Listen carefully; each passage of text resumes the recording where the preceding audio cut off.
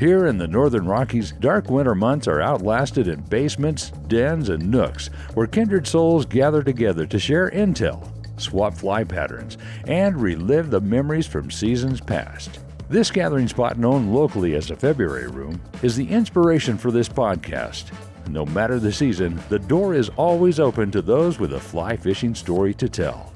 Brought to you by CD Fishing USA, the North American distributor for composite development fly rods and accessories. 40 years of Kiwi ingenuity and graphite technology, now available at cd-fishing.us or your local CD USA dealer. Follow us on Instagram, YouTube, and Facebook. And remember to go fishing. Here's your host, the Carnops, and this is the February Room. Welcome to the February Room. Today, my guest, Michael Reid, has a whale of a tale for us. Or should I say, a record tuna of a tale. And thank you so much for joining me today, Michael. Oh, you're welcome. Pleasure to be here. We're going to get into the big story, but give a little bit of a background of your fly fishing. Sure. So when I was a kid, my father worked for a newspaper in Baltimore, Maryland, the Baltimore Sun. And on the newspaper staff, well, actually, the head of the outdoor part of the paper was Lefty Kreh. There were some other pretty well-known writers at the time, Bill Burton.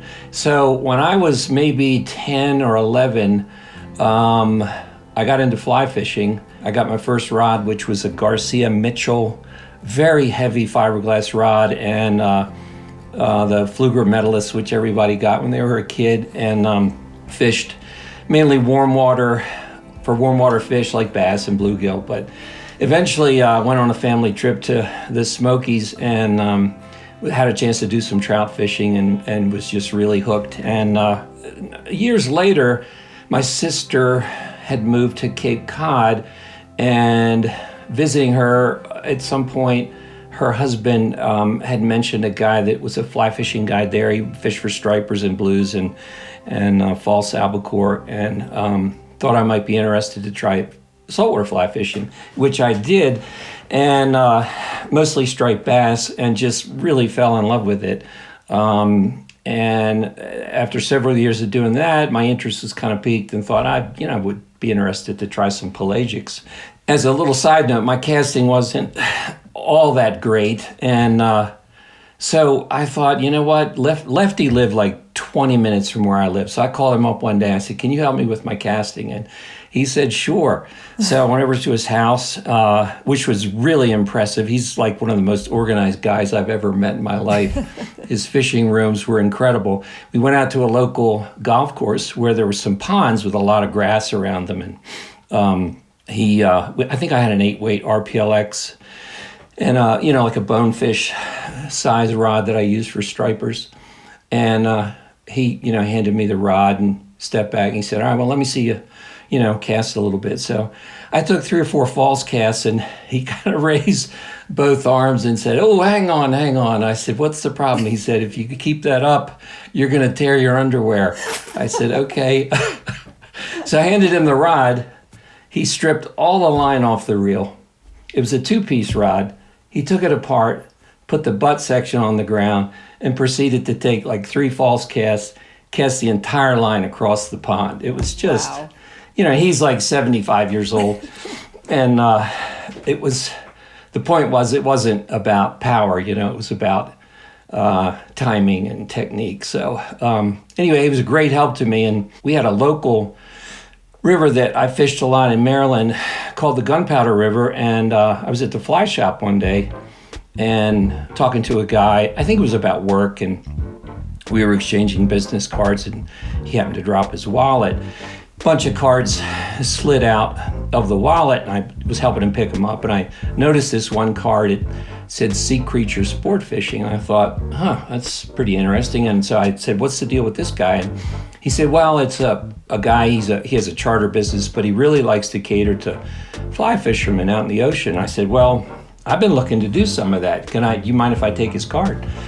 He said, no, not at all. So I called him up. I think it was in the fall of '95, and had a really nice chat. Told him I was interested in going out in the ocean, trying to catch some dolphin or maybe even a billfish. He said, well, the time of year, it's not right. It's not the right time of year. We need to go out probably in like May or June. I said, well, that's fine. I can wait. I said, I have a couple trips planned this winter.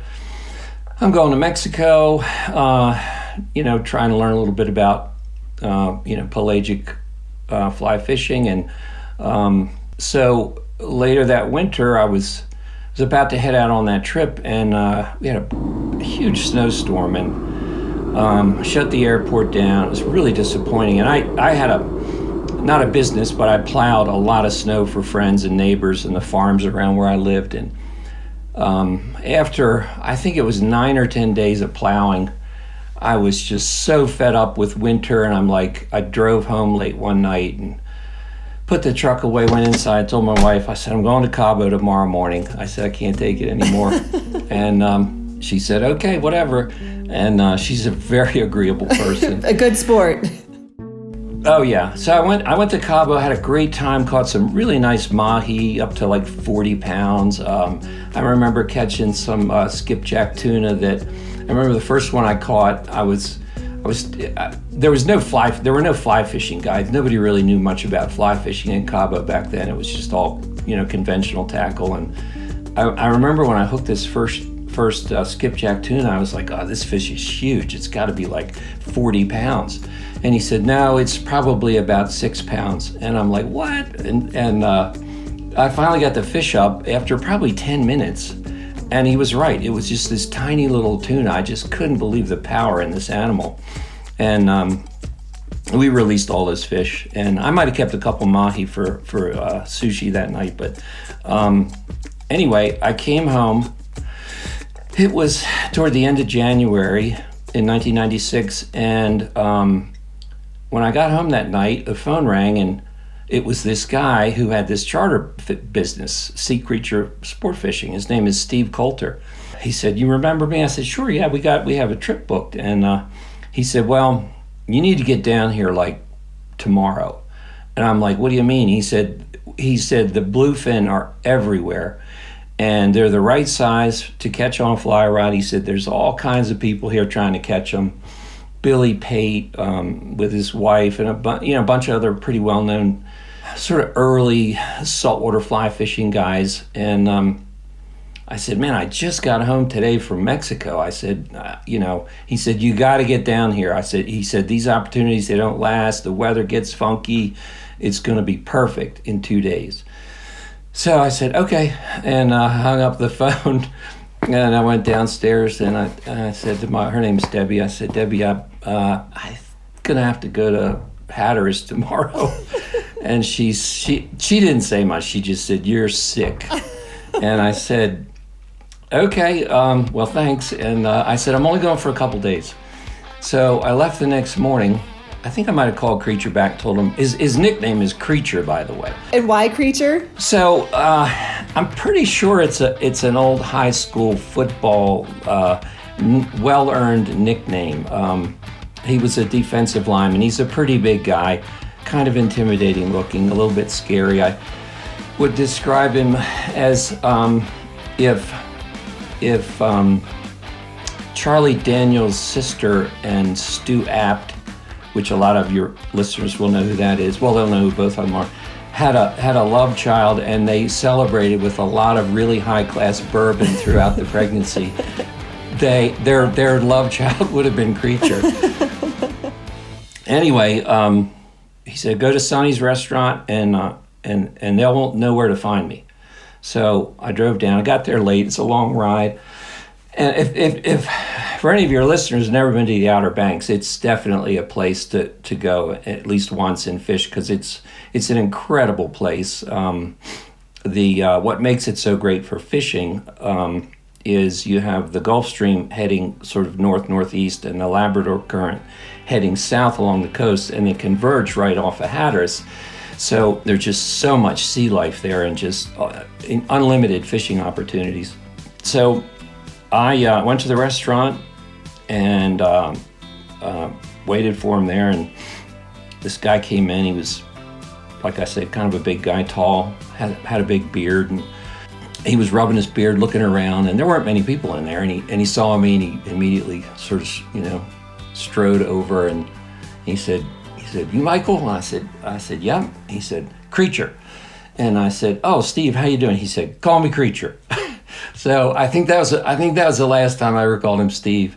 And he sat down, and we kind of, I wanted to know what the deal was tomorrow, what the procedure was. And he said, "Well, it's going to be pretty foggy, so we'll head out slow. We have to run like 25 miles offshore to a spot called the Rock Pile." And he said, "I have radar, and we're safe and all that." And I said, "That's fine." I said, "What's the weather like?" He said, "Just a little foggy and a real light wind, and it's supposed to clear later in the day." He said, "It's perfect."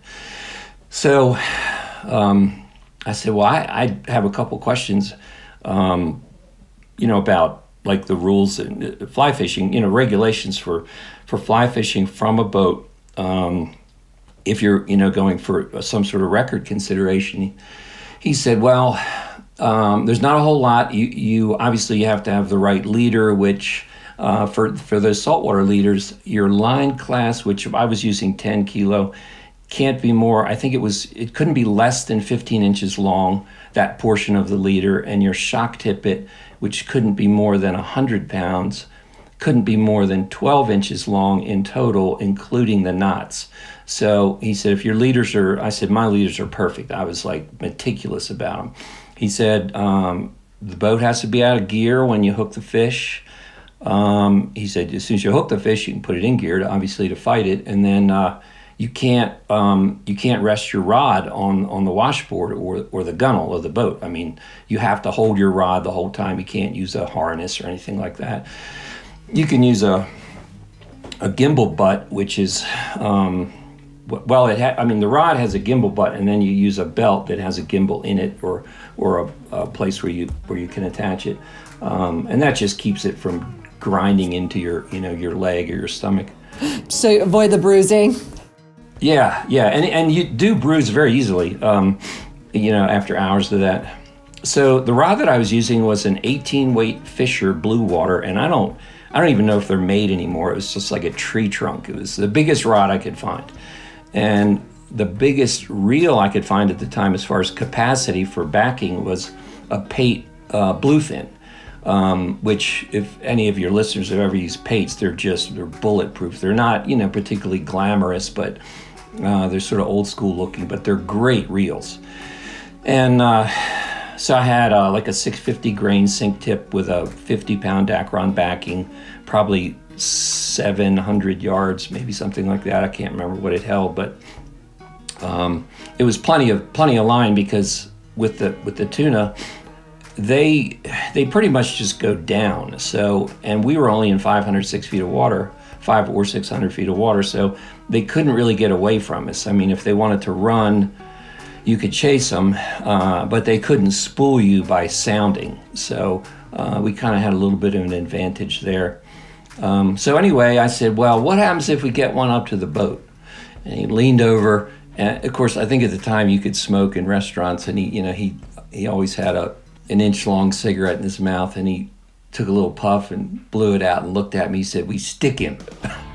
And I said, "Okay, sounds good to me." So anyway, so we headed out the next morning, and straight to that spot, the Rock Pile, and it was really foggy. I mean, you couldn't see more than maybe 150, 200 feet. And there were one or two boats around us, I think. They were all fishing like conventional tackle, and so we had, for chum, we had a couple flats of menhaden, or they call them fatbacks or pogies, and they're just about a 10-inch long, really fatty, silvery looking fish that are, they're common in saltwater back east along the coast. And once we got to that spot, he motored around a little bit, got a big mark on his color sounder, which he explained to me that's them. And the mate started throwing over pieces of the fatback and a couple of whole fish, and as soon as he did, the fish started coming up. They weren't that deep. They were maybe 50 to 100 feet deep. and it was cloudy. So, and tuna having a large eye and kind of light shy, they tend to stay a little deeper during the day, but it was perfect conditions. They came right up to the surface, and he said, all right, I'm cutting them, taking the engines out of gear. And I might have stripped off 30 or 40, 50 feet of line at the most. And with a fly like that, I was using a Cam Ziegler tube fly. It's probably 8 to 10 inches long. Pretty heavy, double hook, it has a stinger hook in it. And I heaved it out there, and he said, now hang on. And I mean, it wasn't long, and it felt like I was connected to, a small automobile. That first fish that we hooked, and you could see the fish all underneath the boat. I mean, they were everywhere. You throw a fatback on the surface, if it floated, they would just bust out of the water and, fly out of the water and eat the fish. And it was impressive. I'd never seen anything, quite like it. And obviously your adrenaline is just through the roof at that point. And anyone that's been in like a saltwater fishing frenzy kind of knows what I'm talking about. That fish, we fought for probably almost 2.5 hours. And I felt like we were really gaining on it. It was a good sized fish, probably, somewhere between 100 and 200 pounds. And because he saw him, he could, from the bridge where he was, this is a 54-foot long Carolina boat, Harker's Island built stick boat, pretty big boat. So he's up in the bridge and he could see what was going on. All of a sudden, my line went slack, and I was like, oh my God, I lost the fish. I said, I'm sorry. And he said, I don't think you lost the fish. And so I cranked it up, and my fly line was gone. And the backing was just like, shredded. And his mate, name was Kenny. Kenny said, he said, there's so many fish in the water, one of them cut you off, with a sickle fin on its back or a tail fin or something like that. Ouch. I said, well, we'll try again. So I tied a bimini on the backing and got another fresh fly line, looped that on, another leader, another fly. We motored back to that area where we first hooked it, because we had drifted probably a mile or more, maybe a couple miles from that spot, to the north, in the current, and also the fish sort of pulling you along. And marked the fish, chummed them up. You could see them there. I cast out and I immediately hooked a big fish. I mean, you can't really tell the difference between a 100-pound fish and a 200-pound fish. But I hear a creature from the bridge. He says, "Break him," and I'm like, "I just hooked him. What are you talking about?" He said, "Well, that fish is probably 400 pounds. You're not going to land him." How do you think he knew that? Well, so the flies maybe. You're in the Gulf Stream, so it's crystal clear water. And the fog was lifting a little bit. He could see really well into the water. Flies only down maybe 6 or 7 feet. So he saw the fish eat it. I see. Okay. So, so he could tell pretty much how big it was. And he tends to underestimate the size of fish anyway. So if he said it was 400 pounds, I'm sure it was. So I broke the fish off and tied on another fly. I had to get another leader, obviously, and I tied on another fly. Same thing happened. And so I said, Creech, that's like, I've lost like $60 worth of flies this morning. And he said, you're here to catch a fish. I said, okay. So tied on another one and hooked up right away again. He said, that's the right size fish. So after about an hour, we were making really good progress on that fish as well. But the line kind of went, not slack, but sort of dead. I mean, the fish, it wasn't doing anything. There were no head shakes or, pulsing like you normally have with a tuna once it gets kind of on its side, starts to pinwheel. And I said, something's wrong with this fish, Creech. And he said, it's probably tail wrapped. And I said, well, what do we do now? He said, I'm going to go ahead a little bit. He kind of bumped it ahead. And he said, put as much pressure as you can on it, and it'll glide up to the surface and sort of surf its way to the surface, which it did. And once it was on top, you could see, it was tailed toward the boat, and the fish was dead. So we were able to get it and put it on board, and it was probably around 90 pounds, which was the was the world record at the time. It was probably I think it was the biggest tuna that had ever been caught on a fly rod. And the previous record for a bluefin was, I think, in the 70s. And there was a guy in Bermuda in the early 70s that caught a 83-pound yellowfin, I think, which was a big tuna. Anyway, we put it on board, and I said, well, that's great. It's been fun. He said, you want to catch another one? I said, I guess. And he said, we can keep 2. The sport fishing rules right now are you can keep 2. I said, well, all right, we'll give it a shot. I feel pretty good. So how were your hands feeling at this point? Like, were you exhausted? Not really. It's more because with tuna, you're pretty much straight up and down the whole time. And I was in pretty good shape at the time because I ran a lot of track and masters track even into my early 40. I think I was 40 or 41 at the time. And I was in really good shape, but it's really hard on your hamstrings and your lower back. Yes. So, because it's just straight up and down. So anyway, we hooked up again. He said, that's a little bit bigger fish. He said, but it's not too big. And we fought that fish for really hard as I could as hard as I wanted to, or I dared to. And after, I think it took another 2.5 hours to get that fish up. And we really wore that fish out. I mean, it was done. It wasn't like, once we had it up to the surface, we pretty much knew we had it and put that on board. And he was pretty excited. He said, that's 120 or 30 pound fish right there. And I said, wow, that's a big fish for a fly rod. I said, I've never caught anything quite like that.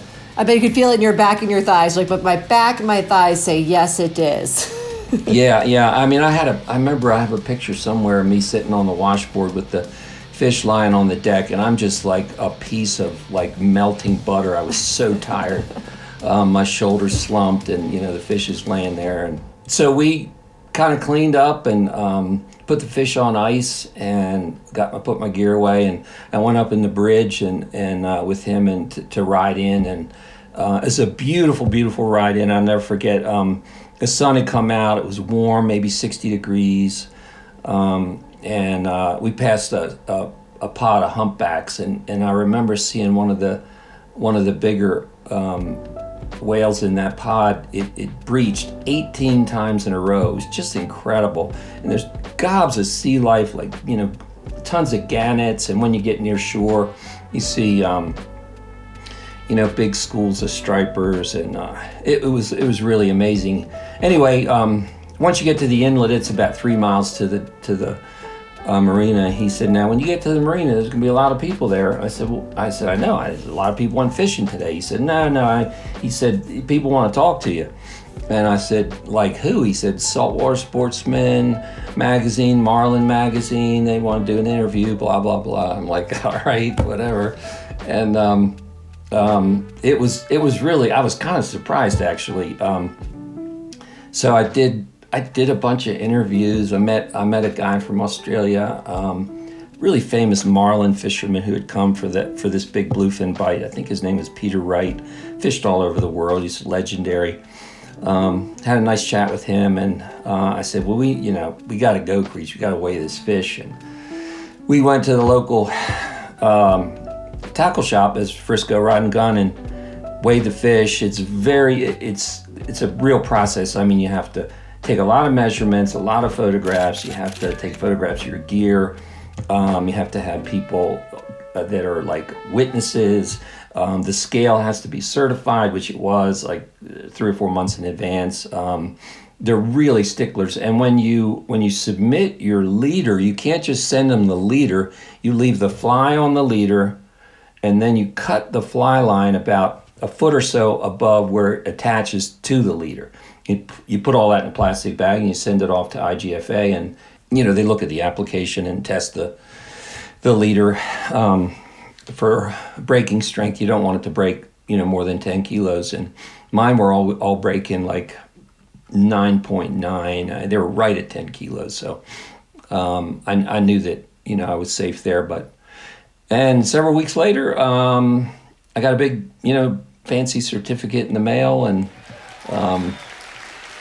certifying the catch as a world record. So, and the significance of it was and I say we because if you don't have somebody operating the boat that knows what they're doing, you'll never catch one of these fish. I mean, they're really active. They have the ability to kind of regulate their body temperature to a certain extent. So when they go in and out of the hot water, the Gulf Stream water, they get these little bursts of energy. So they're really tricky. And Creech could, he whips that boat around like it's a little tin boat. It's incredible. So we were the first to catch a tuna of any kind over 100 pounds anywhere in the world. So it's, in terms of saltwater sort of fly fishing history, that was the kind of significance of it. So it was pretty cool. And now a brief message from our sponsors. Here at CDUSA, we have owned nearly every brand of fly rod throughout our 30-year careers as guides and globetrotting anglers. When we discovered Composite Development's flagship fly rods, the XL2 and the ICT2, we uncovered a secret harbored by the Kiwis for 4 decades. Born from Japanese Toray, CD's unique manufacturing process involves winding the graphite fibers inside the blank, negating heavy thread wraps at the end of each section, creating a lighter and more durable fly rod. Check out the XLS2 and the ICT2 at your local CD USA dealer or go to cd-fishing.us. And remember to go fishing. And did you celebrate that evening eating some of the well-earned catch? We did. I remember after leaving the tackle shop, run down, I remember stepping up into my truck and sort of my hamstrings and my butt just cramped like a knot, and I was stumbled, and I eventually got in my truck and went and got a shower. I think I might have called a good friend of mine, guy I've known since the night I was born. I've known him since the night I was born, and his father. Wow. His father helped me catch my first fish when I was like 8 years old. Anyway, we went out to dinner, Creech and his wife Edie and myself, ate a bunch of sushi, might have had a grilled, tuna steak, and it was wonderful. And then I drove home the next day. So. And is it Debbie? My wife is Debbie. Yeah. Yeah. What did Debbie say after all of this? She thought it was, pretty cool, but for her it was just like, well, he caught another fish, whatever. On vacation. Yeah, I mean, I think over time, it sort of became, a little bit more interesting to her in terms of the significance, but, she knows I don't really have any illusions about myself, and she certainly has no illusions about me. So do you still keep in touch with Creature? We do. After that, I think later that year, he came to Montana with me, and for a couple of weeks, we fished, bunch of places in Idaho, Kelly Creek, Locksaw, fished the Bitterroot, Blackfoot, Clearwater, Big Hole, and he came out with me for another 6 or 7 or 8 years. We did it every year, and eventually it became very problematic because it's always at the time of year when hurricanes seem to be wanting to come through Hatteras. So he had a couple of trips cut short, so he just didn't risk it anymore because it was just such an inconvenience to get out here and then have to fly back and take care of his house and boats and all that. So. And at this point, are you still the record holder? I don't think so. I think a little while later I don't know the full story, but I heard somebody caught a fish that was supposedly a half a pound heavier. Now, I think when you break a world record like that, you need to break it by at least a pound. And it was on a boat that friends of mine from Hatteras said that, the guy was pretty dubious captain, and they weighed it on a meat scale. It wasn't certified. So who knows? But I mean, I don't really care. It was, that's kind of meaningless to me. But Creech and I still keep in touch, and he helped me eventually build, in that he introduced me to a guy that owns a sport fishing boat building company in North Carolina, Jarrett Bay Boat Works. And the owner of that company Randy Ramsey, he had a small boat that he wanted to sell that they built, cold molded Carolina boat, and just a day boat, center console, and it was expensive, like $120,000, and it's just too much money. So I have a lot of woodworking experience, and I thought, well, I could just build the boat, and I said I'll get somebody to help me who knows about boats, and I can do the rest. And so he sent me the plans, which were really rudimentary, and I had no idea what to do with them when they arrived. So, but I eventually figured it out with the help of my friend, and we built the boat, and it's been, and it ended up costing me the same amount of money as what he was asking for his boat. So, but it was a great experience, and I still have the boat. It lives in the Bahamas. I've caught just hundreds and hundreds of fish off it, and it's a great boat for fly fishing when the conditions are right. So Creech kind of helped facilitate all that, and I talk to him pretty regularly. Yeah, I mean, you sent me that photo. I guess I had no idea. I mean, I think of somebody building a boat, I just was thinking, oh, how cool. And then I saw that picture. I'm like, that is craftsmanship. Because you did say you have a history of woodwork. So, I mean, we should discuss about what you do. I mean, how that led to that. I'm not a boat builder, but I built back in the 70s, early 80s. I was kind of interested in violin making, so I did a little bit of that, not professionally, although I think I ended up selling one or two. But I got into building period American furniture pretty heavily, and kind of had a business doing that. That was, that's not something you do to make money. And I remember. This guy called me up one day, and he was looking for a particular kind of wood, a figured maple, for making a guitar. And he told me he needed to make a guitar for Carlos Santana. And so I said, well, I have what you need, and you come out and have a look at it. And so this guy came out. He had he showed me a bunch of pictures of guitars he'd made for different people. He had just finished a guitar for Howard Leese of Heart. Made guitars for Peter Frampton, Al Di Meola, a bunch of people, and I was pretty impressed. And anyway, the guy's name is Paul Reid Smith, and we became pretty good friends, and I helped him a little bit with wood here and there through the years. And when he started his factory, he started calling me constantly for wood, and I was like, you got to stop calling me. I'm building furniture. I need my wood. Stop calling me. So then he started getting his wife to call me, which was really funny. And which is harder to say no, right?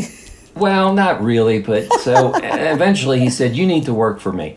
And so I said, well, what are you paying me? And he told me, which was like not much, but it was 3 times what I was making building furniture. So I started working for him in the mid 80s, and I still work for him. And so probably some of your listeners know who he is, and it's become a pretty iconic guitar brand in the U.S. now. We're probably number 3 behind Fender and Gibson in terms of overall production, but we make a lot of really high-end guitars. Yeah, can you give the name of the guitars that you guys make? Paul Reid Smith Guitars, PRS. Yes. Oh my gosh, yeah. I mean, first off, I do have some questions, because now that I've seen the photo, what was the hardest part of creating that boat? Well, yeah, so that boat, it's what is called cold molded. So you build upside down, you build this frame that ultimately you don't use the frame. It's sort of a plywood frame that you attach the what are called the longitudinals to. So it's like the keel, the chine, the stringers, which support the bottom, and then some of the pieces along the side. So you build this big frame, and then on that you attach in varying sizes a Kumi plywood, which is a really expensive high-grade plywood, and it's called cold molded because you don't heat anything to bend it. You bend it to the shape of your mold or your jig, and if it doesn't bend, the rule of thumb is you make the piece smaller. So that the stern, the bottom, the sides, they're all made out of double or triple layers of this Akumi plywood in different thicknesses. And then on top of that, you use a heavy glass, fiberglass, it's like burlap, a couple layers of that, that's saturated with epoxy, and then there's some other products that go on top of that you eventually sort of smooth out. And there's a term in boat building called to make it fair. So these fairing compounds, basically you just smooth out the lumps and make it sort of pretty looking. But I mean, once the it's stunning. It is like the most beautiful. I mean, I'm looking at the photo right now, and the smoothness that you just described. I mean, you can see it. How long did it take you to make this? Well, over a period of about 2.5 years. But I worked kind of on and off because I had a full-time job, and weekends and nights and whenever I could, and did most of the. I didn't do the aluminum welding because I don't know, that's very tricky. But I did most of the, hung the motor and did most of the electronics and the steering and all that kind of stuff. And then had somebody that really knew what they were doing to check it all out. And then we ended up sea trialing the boat at Jarrett Bay Boat Works on the Intercoastal near Beaufort, North Carolina. And then I shipped it to Florida and went over on a freighter, an old freighter. I actually rode on the freighter that night with it, and then it's got to go through customs, and we towed it down to our little village that we live in or have a house in the Bahamas, and that's where it's been ever since, having survived probably 6 fairly major hurricanes. I was going to ask you, Michael, if people have any questions about your story, maybe about boat building, if they're kind of thinking, hey, during COVID, I'm going to try and build a boat. What's the best way for them to reach you? I guess through my email would be fine. It's santiago.84dias@gmail.com. It's a really silly, obscure reference to Old Man in the Sea. Yep. Well, because on top of that, you're also, you like to write on the times that you're not building boats or trying to figure out ways to go fishing, which is incredible. Well, yeah, I'm not a writer, but I'm working on a novel about a Cuban friend of mine. He's a refugee. He arrived here in the early 90s, had an incredibly harrowing story of life in prison, and it's an incredible story. And he actually is what probably makes this story most interesting for me and for many people. Well, a couple things. He has the largest collection of Cuban art anywhere in the world, and in a way, that's kind of what brought him to the States and what enabled him to get here.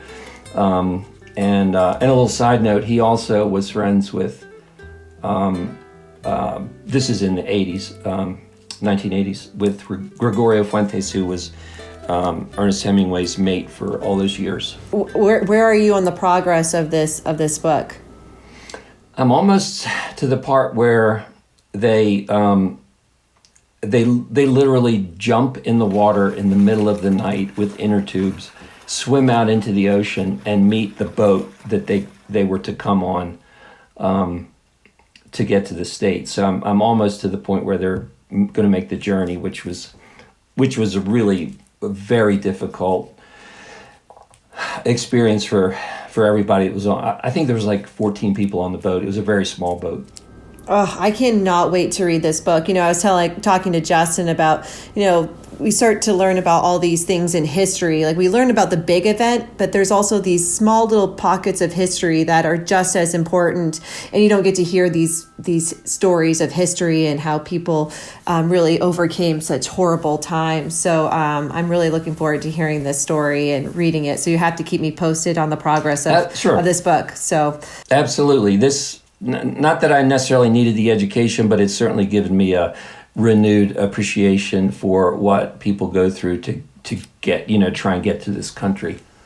Absolutely. I mean, yep, I couldn't have said it better. So, but thank you so much, Michael, for joining me today. And I look forward to hearing more of your adventures, more boat building, book reading, and maybe another world-class tuna catch in the near future too.